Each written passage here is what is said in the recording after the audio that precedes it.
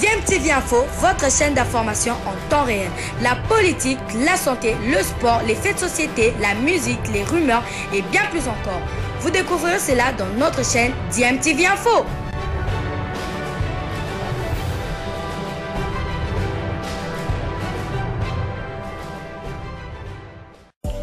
Vous êtes sur DMTV, bonjour ou bonsoir, tout dépend de l'heure à laquelle vous nous suivez. Tout plaisir est pour nous de vous retrouver, mais surtout de savoir que vous êtes nombreux en train de suivre votre chaîne YouTube DMTV. DMTV qui vous propose l'actualité, vous propose également des analyses et des réflexions sur des sujets d'actualité, sur des faits sociaux, tout simplement sur des réalités que nous observons ici chez nous en République démocratique du Congo.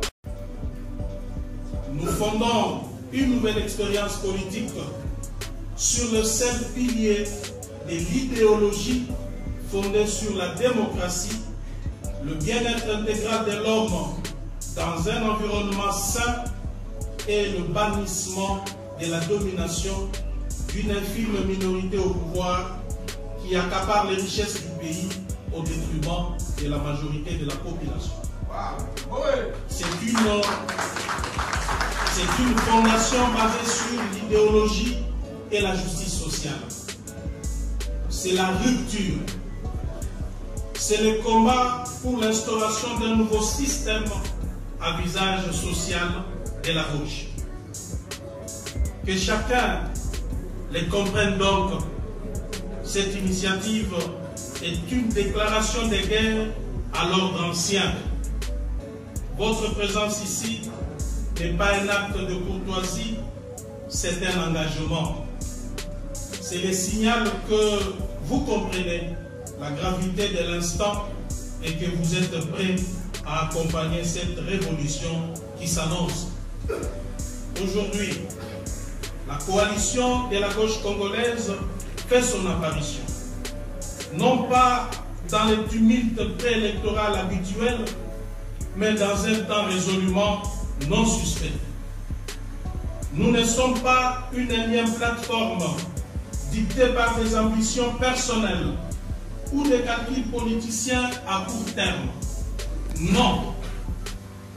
La CGC est l'expression de la rupture radicale avec le pratique d'un passé qui nous a trop longtemps préservé. La République démocratique du Congo, un vaste territoire de 2 345 000 km², regorge de ressources naturelles incommensurables. Avec plus de 80 millions de terres arables, elle se positionne comme le deuxième pays au monde en termes de terres cultivables, juste après le Brésil. Peuplée de plus de 100 millions d'habitants, dont près de 60 millions de jeunes, elle est souvent qualifiée de véritable scandale géologique et de poumon du monde. En dépit de ses atouts considérables et après 65 ans d'existence, la République démocratique du Congo n'a jamais réussi à garantir le bien-être de sa population. Le pays se montre incapable de défendre son territoire, de sécuriser ses citoyens, de les nourrir, de les loger convenablement, de les éduquer, de leur administrer la justice ou encore de protéger son environnement. La raison évidente de cet échec réside dans un système de confiscation du pouvoir du peuple, d'oppression et de prédation. Ce système, mis en place dès 1960 par une élite motivée par l'enrichissement personnel, s'est enraciné au fil des décennies sous les régimes successifs, atteignant aujourd'hui son paroxysme. En effet, depuis son indépendance, la République démocratique du Congo a été maintenue dans une instabilité multiforme et permanente causée ou entretenue par sa minuscule élite politique. Depuis son indépendance, la République démocratique du Congo a été plongée dans un cycle interrompu des crises profondes et multidimensionnelles. L'ambition nationale a été systématiquement sapée par un système de gouvernance prédateur, un modèle érigé dès les premières heures de la souveraineté et scrupuleusement suivi par tous les régimes qui se sont succédés. Ces systèmes dont les mécanismes n'ont cessé de desservir le peuple congolais a permis à une élite de s'enrichir au détriment de la nation tout entière. Les premières années furent marquées par des mutineries et des conflits internes violents, culminant dans l'assassinat tragique de Patrice Emery Lumumba. Les sécessions du Katanga et du Sud Kasaï, aggravées par une ingérence étrangère récurrente, ont déchiré les tissus nationaux, laissant une économie à l'agonie. Loin d'être de simples tensions, les divisions ethniques ont été sciemment instrumentalisées par ces systèmes, exacerbant les fractures pour servir des intérêts égoïstes. Cette période a sémé les graines d'une frustration populaire grandissante face à l'absence criante de vision politique, préparant les terrains pour l'enracinement de ces systèmes défaillants qui, malgré les changements des dirigeants, n'ont jamais été remis en question. Les décennies suivantes ont vu l'approfondissement d'une autocratie grandissante et d'une corruption systémique. Malgré les tentatives de façade pour créer une illusion de grandeur nationale, ces efforts n'étaient qu'un écran de fumée masquant la réalité d'un système toujours plus enraciné, un système que chaque nouveau pouvoir s'est empressé d'adopter et de renforcer. Des politiques économiques désastreuses, telles que la zaréanisation, ont conduit à une catastrophe économique retentissante, dont les conséquences se font encore sentir aujourd'hui. Pour masquer ces échecs et maintenir un pouvoir absolu, ce système a exercé une répression sanglante, caractérisée par des purges systématiques de toute opposition et des violences massives et barbares des droits de l'homme.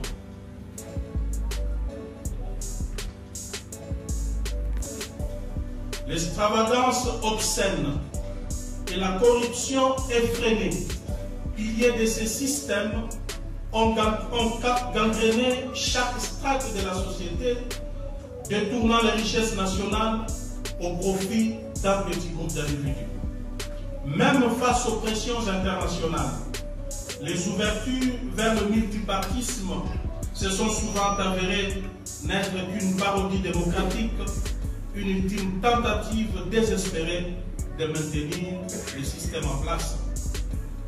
Les transitions politiques ont rarement apporté la stabilité espérée, se transformant souvent en nouvelle ère d'incertitude marquée par la continuation des conflits et une gestion autoritaire. Le système a prouvé sa capacité à se réinventer, à se doter de nouveaux visages, mais sans jamais changer sa nature profonde. Plus récemment, le pays a été secoué par une instabilité politique et militaire chronique. Des accusations massives et non démenties de fraudes électorales ont miné la crédibilité du processus démocratique, alimentant une contestation populaire légitime de la gouvernance. Les abus de pouvoir flagrants et la corruption éhontée ont révélé une kleptocratie institutionnalisée qui n'est qu'une facette de ce système global. Les conflits armés incessants, particulièrement dans l'est du pays, ont plongé des régions entières dans les chaos humanitaires et sécuritaires. La croissance économique, parfois affichée, n'a été qu'une illusion, un mythe conçu pour masquer l'accaparement des richesses par une élite minuscule, entraînant des disparités sociales abjectes et une misère accrue pour la majorité de la population. Tout ceci est le résultat direct du fonctionnement de ces systèmes perpétués de décennie en décennie. En somme, l'histoire de la RDC depuis 60 est celle d'un potentiel immense bridé par un système de gouvernance défaillant et prédateur.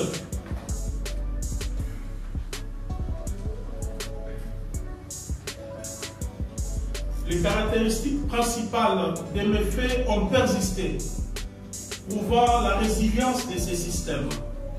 Instabilité politique chronique, corruption endémique, violation des droits humains, instrumentalisation des divisions et un échec persistant à traduire les richesses naturelles en bien-être pour la population. Ce triste héritage continue de peser lourdement sur le présent. Malgré les aspirations initiales à rompre avec le passé, le régime Tshisekedi, loin d'en découdre avec les systèmes préexistants, s'est accommodé de ces rouages, se positionnant ainsi davantage comme son héritier que comme son fossoyeur. Nous avions tenté, au péril de notre vie et de notre liberté, de transformer ces systèmes de l'intérieur. Cependant, nous nous sommes heurtés à une résistance farouche de ces systèmes, incapables de se départir des antivaleurs qui les caractérisent.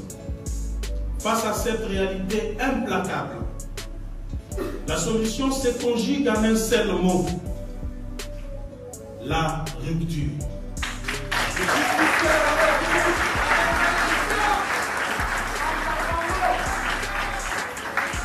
Le peuple congolais ne peut plus se contenter de demi-mesures ou de simples réajustements cosmétiques.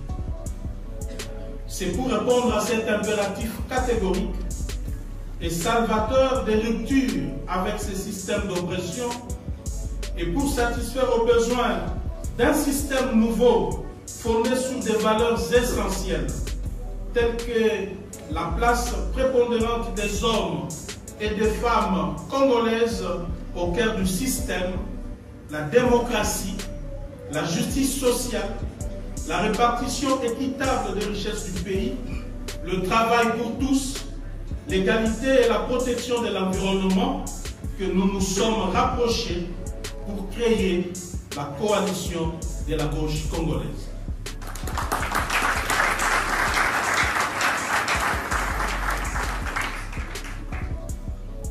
Mesdames et messieurs, distingués invités, l'évocation de ces faits malheureux qui émaillent l'histoire de notre pays était nécessaire. Car, comme l'affirme le professeur Alfred Glosser, je cite, « Décrire les réalités humaines, essayer de les comprendre, c'est peut-être aider à la fois ceux qui exercent le pouvoir et ceux qui le leur confient à mieux appréhender ces réalités. C'est aussi concourir, sans sortir de son rôle, à donner toute sa dimension à la politique. »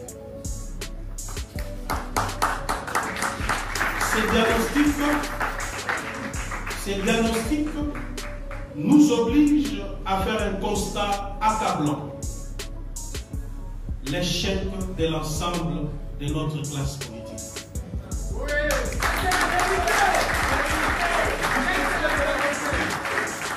Trop souvent, ces acteurs politiques sont corruptibles ou corrompus, peut-être corrupteurs, détourneurs de fonds publics et parfois même fossoyeurs de la justice.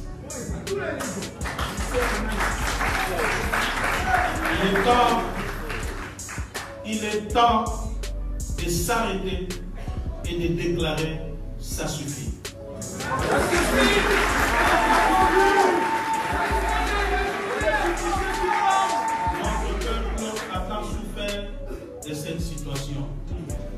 devons nous arrêter et dire que maintenant c'est fini.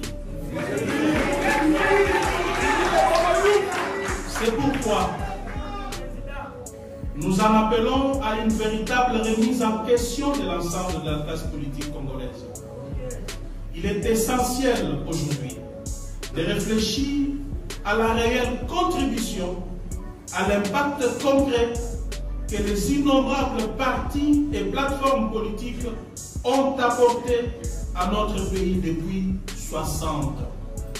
Jusqu'à ce jour, le bilan doit être analysé avec lucidité pour envisager un avenir meilleur. Comme on le sait, les plateformes politiques en République démocratique du Congo n'ont été jusqu'à présent que des constructions éphémères conçues à la veille des élections pour le seul et unique dessein de soutenir un leader autoproclamé éclairé. Ces structures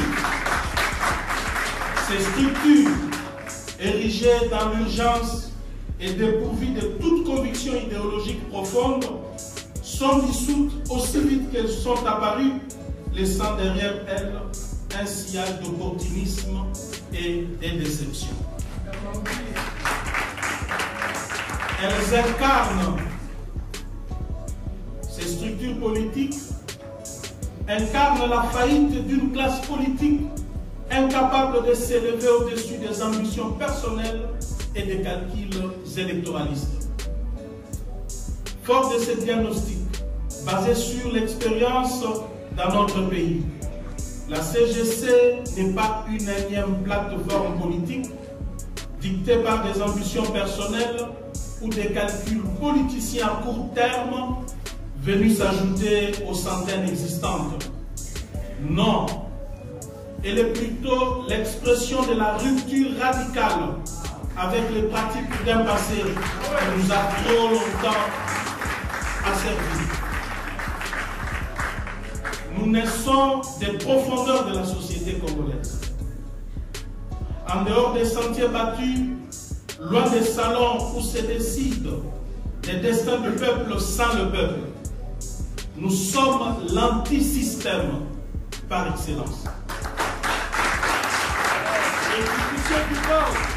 Notre particularité réside dans le fait que nous rassemblons uniquement des partis politiques et des citoyens qui partagent véritablement les valeurs cardinales de la gauche, comme d'ici haut, je cite, la justice sociale, l'égalité des chances, la solidarité, la souveraineté nationale pleine et entière sur nos ressources, la dignité humaine, la protection de l'environnement et une gouvernance transparente et responsable.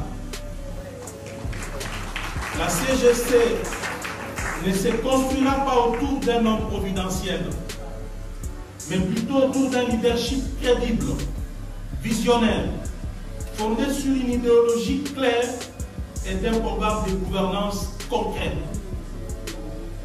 Nous rompons avec la floraison désordonnée des regroupements politiques sans armes pour construire une plateforme politique solide unie par des principes inébranlables. Notre objectif n'est pas de succéder au système actuel, mais de les transformer en profondeur, de ses fondations au sommet, pour bâtir une république au service de tous les Congolais. Nous sommes l'antisystème. Ne regroupant que les partis, les Congolaises et Congolais qui partagent les valeurs de la gauche. Mesdames et messieurs, distingués invités, chers camarades, dans les jours à venir, la coalition de la gauche congolaise ne se contentera pas de dénoncer. Nous agirons. Nous participerons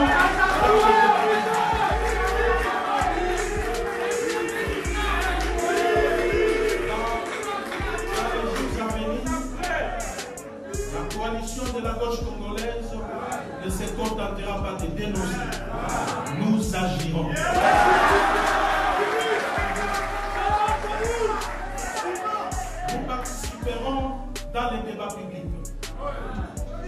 présenterons à la nation non seulement un guide idéologique dit précis de la gauche congolaise, mais surtout un plan de gouvernance quinquennale détaillé. Ce plan ne sera pas une simple liste de promesses, mais une feuille de route méthodique ancrée dans notre idéologie de gauche qui exposera comment nous allons gouverner. Comme d'ici haut, le système de prédation pour assurer sa survie a d'abord effrité l'État, ensuite l'a complètement détruit. À cet effet, la neutralisation du système de gouvernance actuel passe impérativement par la refondation profonde de l'État.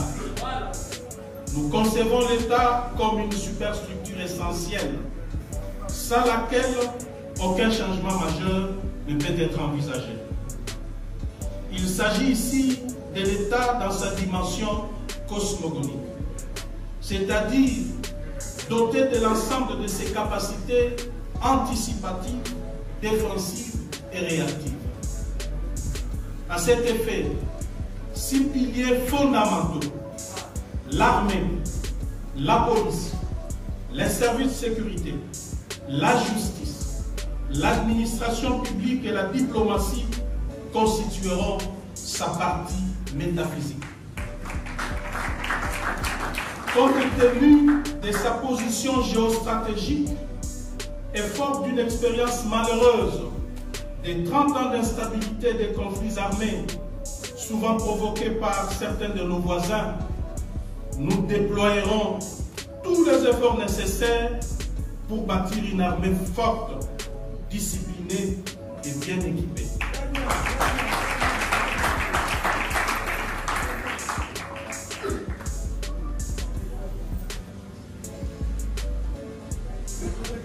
À l'horizon 10 ans, nous ambitionnons doter la RDC d'une force armée comprenant entre 500 à 750 000 hommes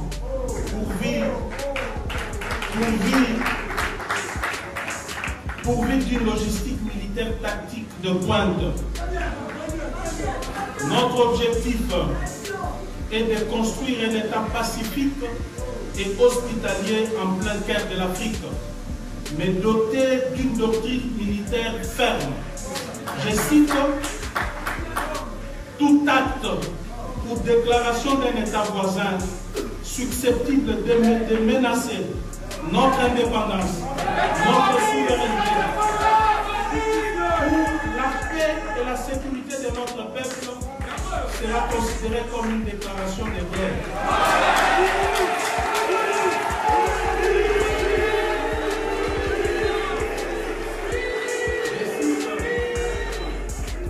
Notre objectif est de construire un État pacifique et hospitalier en plein cœur de l'Afrique, mais doté d'une doctrine militaire ferme. Je cite: tout acte ou déclaration d'un État voisin susceptible de menacer notre indépendance, notre souveraineté ou la paix et la sécurité de notre peuple sera considéré comme une déclaration de guerre.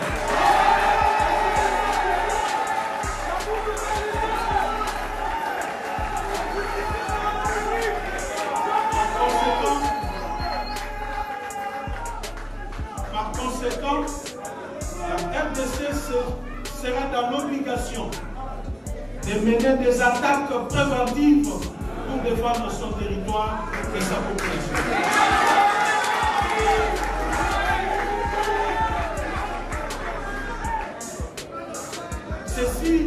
Ceci voudrait dire que pour des raisons existentielles, la guerre ne sera pas une option, mais une obligation sacrée.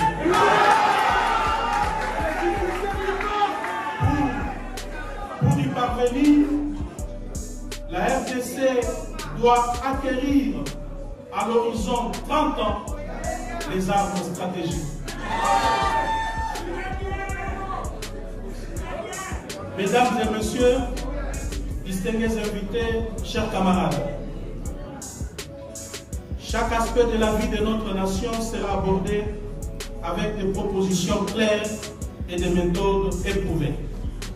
Sur le plan de la justice, nous allons restaurer l'autorité de l'État sur l'ensemble du territoire en appliquant de manière stricte, sévère et rigoureuse les lois de la République, sans exception ni favoritisme. Nous veillerons à ce que la justice soit réellement indépendante et ne soit pas biaisée en faveur des riches face aux pauvres, ni à l'avantage de la majorité au pouvoir contre ses opposants. La justice à double vitesse n'aura plus sa place.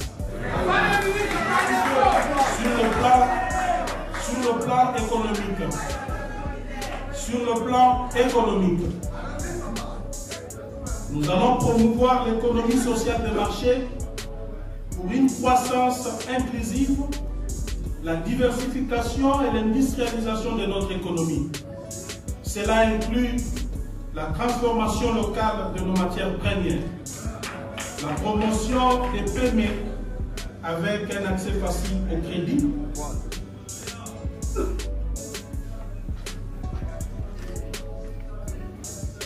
pour ainsi faciliter les investissements des partenaires étrangers respectueux des lois de la République.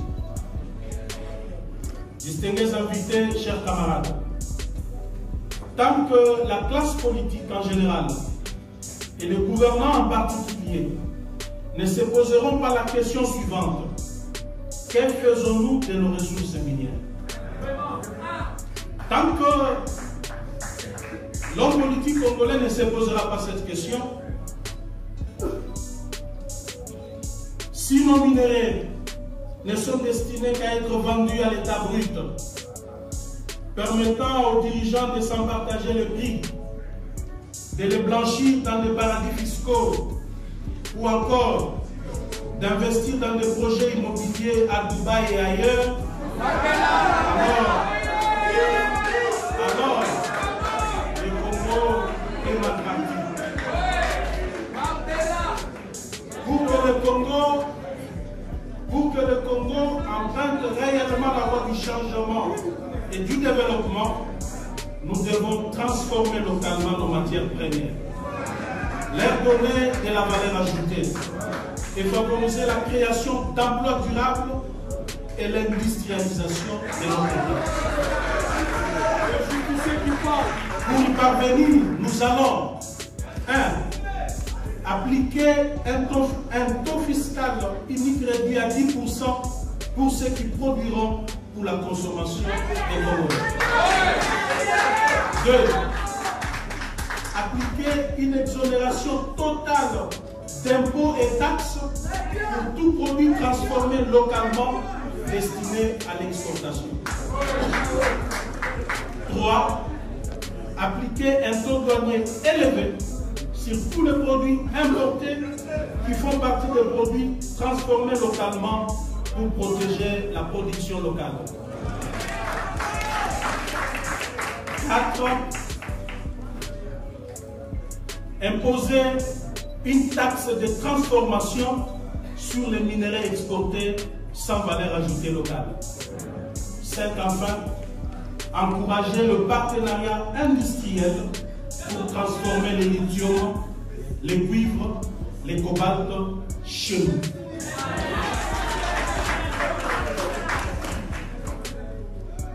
Nous mettrons en place 3 réformes majeures pour bâtir une économie digne et souveraine.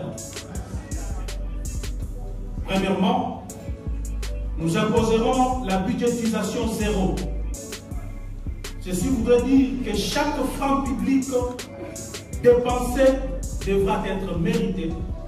C'est dire que le budget de l'État ne sera plus basé sur l'habitude, ni sur les privilèges, mais sur le besoin du peuple.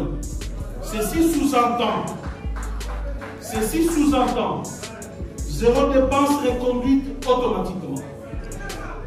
Chaque ministère, chaque province, chaque projet devra justifier ses besoins avec des preuves Les priorités seront l'éducation, la santé, l'énergie, l'agriculture, la sécurité sociale, j'en passe. 2.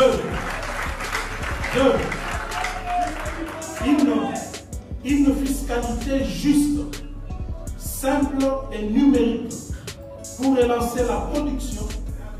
Chaque contribuable aura un identifiant fiscal biométrique.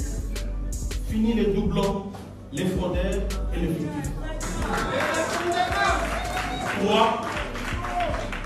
L'économie populaire et productive.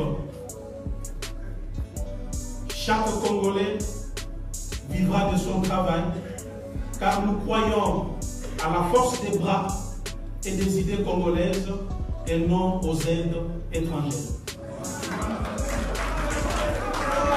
Sur le plan des infrastructures, nous visons un développement équitable qui connecte nos provinces, facilite les commerces et garantit l'accès aux services essentiels.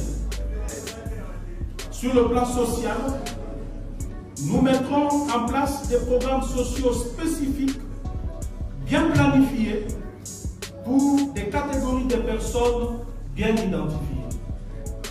Ainsi, nous faciliterons l'accès aux services sociaux de base à tous, ici je cite l'éducation, la santé, l'eau, l'électricité, les transports et j'en passe.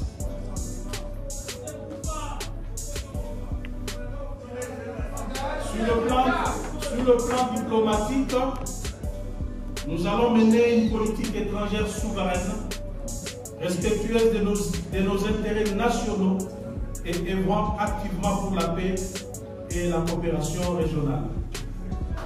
Sur le plan de l'environnement, nous assurerons une gestion durable de nos ressources naturelles, faire face aux défis climatiques et préserver notre biodiversité.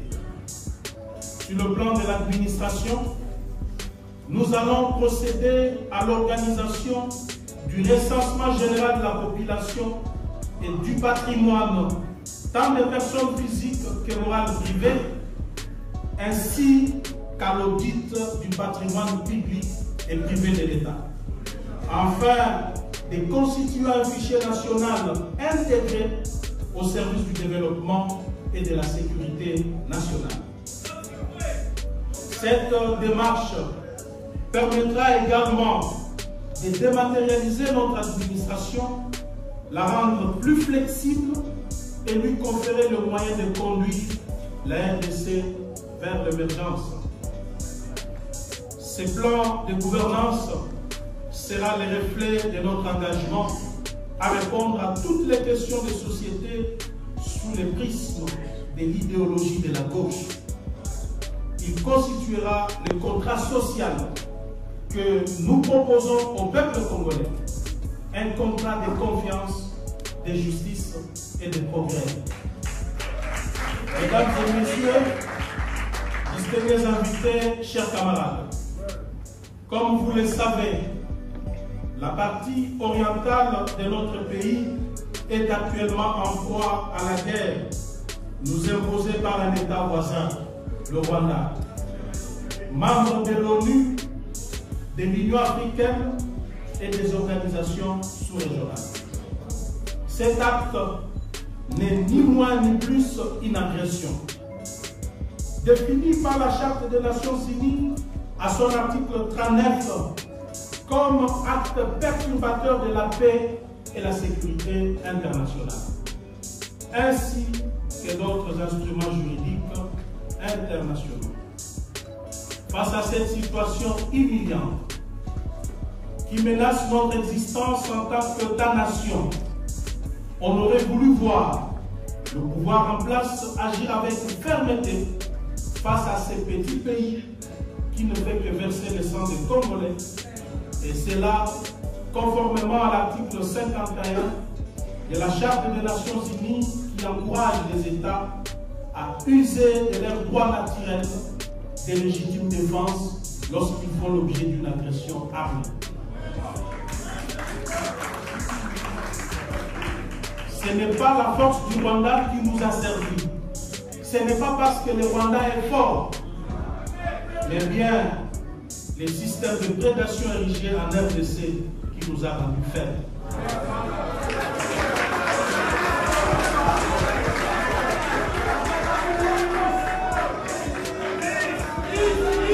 Mesdames et messieurs, distingués invités, chers camarades, face à l'incapacité du pouvoir en place de sécuriser les Congolais, de protéger l'intégrité territoriale de notre pays, et au regard de l'ampleur de cette tragédie nationale, nous mettons aujourd'hui la communauté internationale, et en particulier le Conseil de sécurité de l'ONU et l'Union africaine, devant leurs responsabilités historiques. Ces organisations internationales ne peuvent rester passives face à l'occupation avérée d'une partie de notre territoire par une armée étrangère et face au discours séparatiste visant des résultats incalculables, conçus pour paver la voie à la balkanisation de notre chère nation.